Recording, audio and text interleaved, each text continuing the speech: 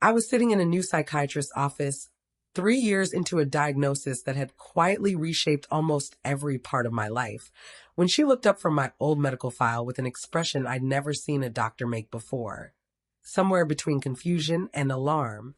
"Who told you that you had this?" she asked me, very carefully. "And can you tell me exactly what symptoms led to it?" I couldn't answer her. Not because I didn't remember, because there had never actually been an answer to give. I remember sitting in that unfamiliar office, the paper on the exam table crinkling slightly under me, trying to construct some kind of coherent answer and finding, with a growing, quiet panic, that I genuinely couldn't. 3 years is a long time to live inside a diagnosis without ever being asked to actually explain it back to someone. My name is Hannah. I'm a graphic designer, and 3 years earlier, I went through a genuinely difficult stretch. A breakup that ended badly, a layoff that followed almost immediately after, the kind of compounding bad luck that makes ordinary sadness feel like something heavier and harder to climb out of on your own. I remember that period clearly even now. Weeks where getting out of bed felt genuinely difficult, where I canceled plans with friends more often than I kept them, where the version of myself I recognized felt increasingly far away. I did what I think most people are encouraged to do in that situation. I sought help. I found a psychiatrist, Dr. Aaron Lindqvist, through my insurance directory, and I made an appointment because I genuinely wanted to feel like myself again. Dr. Lindqvist had a warm, unhurried bedside manner that made me trust him almost immediately. He listened carefully during our first several sessions, asked thoughtful follow-up questions, never seemed rushed the way some of my friends had described their own experiences with overbooked doctors. I remember him leaning forward slightly during my very first appointment, taking careful notes, asking me to describe not just how I felt, but when specifically the feelings had started, what they felt like physically as well as emotionally. It felt, at the time, like genuinely careful, attentive medicine. I remember leaving those early appointments feeling genuinely, cautiously hopeful, the specific relief of finally being taken seriously by someone with real medical authority. After a handful of sessions, Dr. Lindqvist diagnosed me with a specific psychiatric condition and outlined a treatment plan centered on a particular medication. I remember him explaining it calmly, describing exactly how the medication would help, what side effects to expect early on, how we'd monitor my progress together over the following months. He used the phrase, "let's get you feeling like yourself again," during that appointment, a phrase I held onto for a long time afterward, repeating it to myself on harder days as a kind of promise. I trusted every word of it completely. Why wouldn't I? He was the expert. I was someone in genuine distress looking for exactly the kind of clear, confident guidance he was offering. The following 3 years settled into a routine I didn't think to question. Regular appointments, medication adjustments that always seemed to trend toward higher doses, or additional prescriptions rather than tapering down, a slow reshaping of my daily life around managing a condition I believed completely that I actually had. I remember specific appointments where I'd mentioned feeling better, genuinely better, some stretch of good weeks, and Dr. Lindqvist would nod thoughtfully and explain that this was actually a good sign the medication was working, and that we should consider a modest increase to build on that progress rather than risk losing ground. It made a certain intuitive sense at the time, the logic of building momentum rather than easing off too soon. I didn't feel like myself in ways I'd chalked up to the condition itself or to medication side effects. Dr. Lindqvist always had a reasonable sounding explanation for a certain flatness some days, sleep that never quite felt restful, a kind of mental fog I attributed to my supposed diagnosis rather than to anything about the treatment itself. I want to be honest that I don't think I was foolish for trusting this process for as long as I did. I had no framework for questioning a diagnosis delivered by someone with genuine medical credentials, in a system that generally assumes doctors are acting in your best interest. I'd ask friends occasionally if they thought I seemed different, and most of them would just say I seemed like I was managing a hard diagnosis about as well as anyone could, which, looking back, was its own kind of quiet reinforcement of something none of us had any real reason to question. The whole situation only started to unravel because of something entirely administrative. I changed jobs about 3 years after starting treatment, which meant changing insurance, which meant Dr. Lindqvist's practice was no longer in my network. My new insurance referred me to a psychiatrist named Dr. Priya Kapoor for continuity of care. A routine transition I expected to be uneventful, a new doctor reviewing my file, continuing the treatment plan already in place. That's not what happened. Dr. Kapoor read through my file carefully during our first appointment, her expression shifting slowly from routine professional attention into something more focused. I remember watching her flip back a page, then forward again, her brow furrowing slightly in a way that made my stomach tighten before I even understood why. When she finally looked up, she asked me that question: who diagnosed me? What specific symptoms led to it? And I found myself genuinely unable to answer with any real specificity. I could tell her the name of the condition. I could describe how I'd felt during that first difficult year. I could not, when actually pressed, describe any clear diagnostic conversation where Dr. Lindqvist had walked me through how my specific symptoms matched the specific criteria for what he diagnosed me with. That's all right, she said, though her tone suggested it wasn't entirely all right, just that she didn't want to alarm me prematurely. I'd like to request your complete original file from Dr. Lindqvist's practice, not just the summary that transferred over. The full original assessment. I want to review it directly before we continue any treatment plan. Is something wrong? I asked her. I want to be thorough before I answer that, she said. Let's see what the full file actually says first. It took about 2 weeks for the records to arrive. Dr. Kapoor walked me through them directly during our next appointment, and I remember watching her point to specific sections of the file with a controlled, careful kind of concern, sliding the papers across her desk so I could see them myself. This initial assessment, she said, is quite thin, honestly. There's very little documentation connecting your reported symptoms to this specific diagnosis. I'd expect to see a more thorough differential evaluation before landing on something this specific, especially something requiring this particular medication long-term. There's essentially one intake session's worth of notes supporting 3 years of an escalating regimen. I looked down at the pages myself, seeing my own history reduced to a handful of sparse, generic clinical phrases that somehow didn't match the careful, attentive doctor I remembered sitting across from for 3 years. What does that mean? I asked her, my voice smaller than I expected. Does that mean I don't actually have this? I don't want to speculate beyond what I can responsibly tell you today, she said gently. What I can tell you is that this documentation doesn't support the diagnosis the way it should, and that's worth taking seriously. I think it's worth doing a full, fresh evaluation together when you're ready, rather than assuming anything either way in the meantime.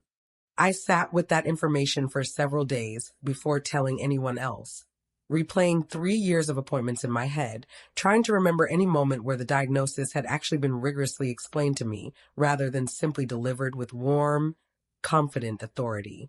I thought about every medication adjustment, every side effect I'd accepted as part of managing something I now had real reason to doubt I'd ever actually had. I remember sitting on my kitchen floor one of those evenings, going through old journal entries from that first difficult year, trying to figure out where the version of myself in those pages ended and whatever the medication had reshaped began. I told my sister, Rebecca, everything once I'd processed it enough to talk about it clearly. We sat on my couch for nearly 2 hours that evening, me walking through the sparse original file page by page, her asking careful, methodical questions the way I imagine she does with legal documents at work. Rebecca works as a paralegal, and her professional instinct, once I showed her the thin original assessment Dr. Kapoor had flagged, was to request something I hadn't even thought to ask for: my complete billing and prescription history, not just the clinical notes. Clinical notes tell you what a doctor wrote down, she told me. Billing records tell you what actually happened and why. If something financial is going on here, it won't show up in his notes. It'll show up in the numbers. It took Rebecca about a week of reviewing my insurance billing history to notice something that made her go very quiet during a phone call, the kind of quiet that immediately put me on edge before she said anything at all. Hannah, she finally said, your prescriptions were written at the highest reimbursable dose and frequency for your specific insurance plan almost every single time, regardless of what his own notes say about how you were actually doing that month. There's one note here where he wrote you were reporting improved stability, and the very same visit, he increased your dosage anyway. That doesn't track clinically. That tracks like a formula. What kind of formula? I asked her, though some part of me was already starting to guess. I don't know yet, she said, but I want to find out. Give me a little more time. Digging further, Rebecca found something else, an old regional news article from several years before I'd ever become Dr. Lindqvist's patient, describing a federal investigation into a pharmaceutical company that had settled allegations of making undisclosed payments to physicians in exchange for prescribing a specific medication at elevated rates. She sent me the article late one night with a single line of text. Read paragraph 4. Dr. Lindqvist's practice was mentioned in passing, among several others in the region that had reportedly received consulting fees from the company during the relevant period. This isn't a new suspicion, Rebecca told me the next day, her voice tighter than I'd heard it in a long time. There's already a paper trail connecting him to exactly this kind of arrangement years before you ever walked into his office. This wasn't a one-time lapse in judgment. This is a pattern that predates you by years. Rebecca managed to trace the pharmaceutical company's regional sales representative from that period, a man named Marcus Ehejerica, who had since left the industry entirely and was now working in an unrelated field. I remember how carefully I drafted my first message to him, uncertain whether a total stranger would engage honestly with the period of his career he'd clearly left behind on purpose. He called me back within a few days, and I could hear something guarded but ultimately willing in his voice from the start of the conversation. I wondered if something like this would eventually come up, he admitted. I'm not proud of how that job worked, honestly. That's part of why I left the industry. Marcus confirmed, carefully but directly, that his former employer's sales incentive structure at the time effectively rewarded prescribers for volume through informal speaker fees and consulting arrangements that were, in practice, tied almost entirely to how many prescriptions a given doctor wrote, dressed up in language that made it sound like legitimate professional consulting rather than what it actually functioned as. There'd be a dinner, sometimes, or a supposed presentation to other doctors, he explained. On paper, it looked like education, like peer consulting. In practice, the honorarium amount was calculated almost entirely off prescription volume from the previous quarter. Everyone involved understood what it actually was, even if nobody ever said it plainly out loud. Did you know it was affecting real patients? I asked him, unable to keep a slight edge out of my voice. He was quiet for a moment before answering. I told myself it didn't for a long time, he said. I told myself doctors were making their own clinical decisions, and I was just doing sales. It's a lot harder to tell yourself that once an actual patient is on the phone asking you directly. I'm not going to pretend I feel good about the distance I put between myself and what that structure actually did to people. That's part of why I left the industry entirely, eventually. I just wish I'd left it sooner. Dr. Lindqvist's practice was one of several I personally managed under that structure, he told me. I'm not saying every diagnosis he made during that period was fabricated. I am saying the financial incentive to overprescribe was real, structured, and significant, and I think you deserve to know that clearly rather than left to wonder. Rebecca and I met with a medical malpractice attorney shortly after that call, a careful, thorough woman who reviewed everything we'd compiled. The thin original diagnostic file, the billing pattern tracking reimbursement limits rather than symptoms, the news article, Marcus's account. The combination of an inconsistent diagnosis, a documented financial relationship with the medication's manufacturer, and a prescription pattern that tracks reimbursement rather than clinical need, she told us, gives you a genuinely strong basis for both a formal licensing board complaint and a private malpractice claim. This isn't a case built on a feeling. This is a case built on documentation. I filed a formal complaint with the state medical board a few weeks later, working with an investigator named Loretta Sims, who specializes in cases involving financially motivated overprescription. I submitted everything, the original file, the billing records, the article, Marcus's account. Sims listened to the full timeline with the calm of someone who has clearly handled versions of this exact case before, though she didn't minimize the seriousness of what I was describing.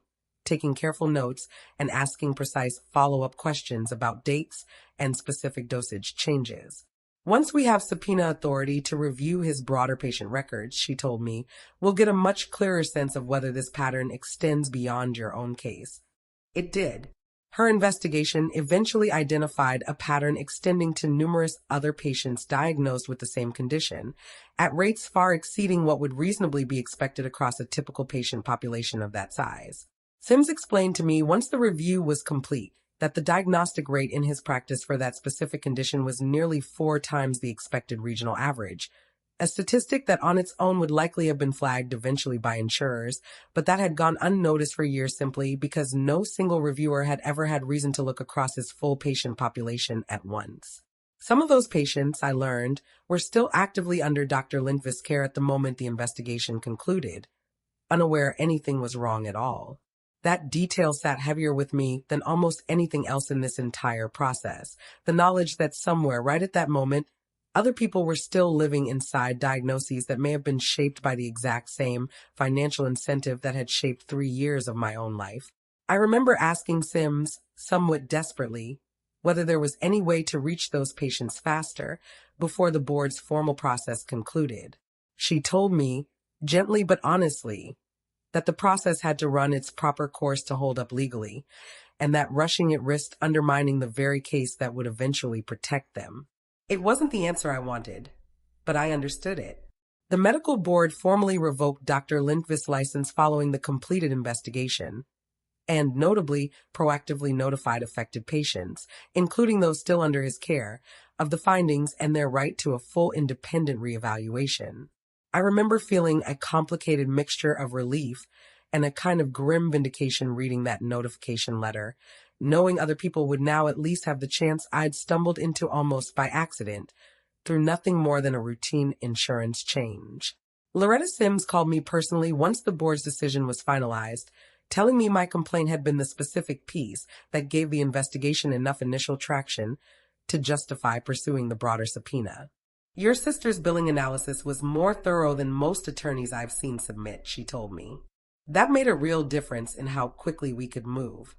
I underwent my own full, independent diagnostic reevaluation with Dr. Kapoor not long after. It took several sessions, more thorough and rigorous than anything I remembered from my original diagnosis 3 years earlier. Detailed questions about my history, my family background, the specific timeline of symptoms before and after the original diagnosis, careful differentiation between what I'd actually experienced and what I'd simply come to expect of myself after 3 years of believing I had a chronic condition. At the end of it, Dr. Kapoor told me something that landed with a strange, complicated weight I'm still working through even now. I did not meet criteria for the original diagnosis at all. My actual symptoms 3 years earlier had been consistent with a normal, time-limited response to genuinely difficult life circumstances. The breakup, the layoff, the compounding stress of that particular year. And those symptoms had, by every reasonable clinical measure, already resolved well before my medication regimen ever began escalating. You were going through something real, Dr. Kapoor told me gently, sitting across from me with the same careful attention she'd shown from our very first appointment.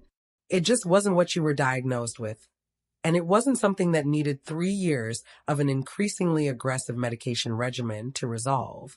It needed what you'd probably describe as ordinary time and support, which you'd have gotten through regardless, probably within that first year. I don't think I've fully processed everything that means yet. There's relief in it, obviously, a clear, documented, medically legitimate answer instead of 3 years of uncertainty. But there's real grief tangled into that relief too.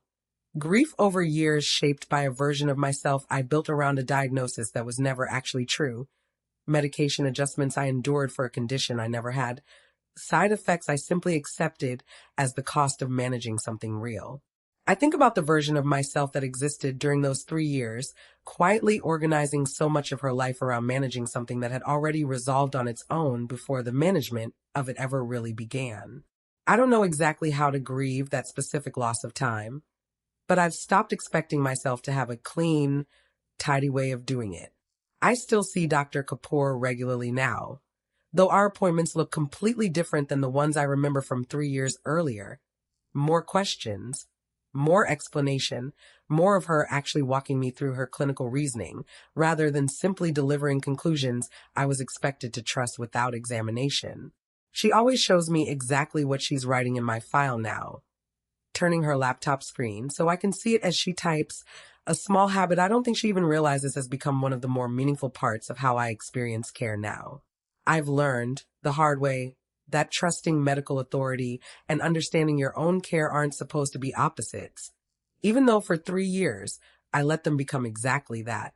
He built 3 years of my life around a diagnosis. He profited from every time he renewed it. He just never accounted for the day a new doctor would ask me one simple question I couldn't answer and go looking for the real one instead.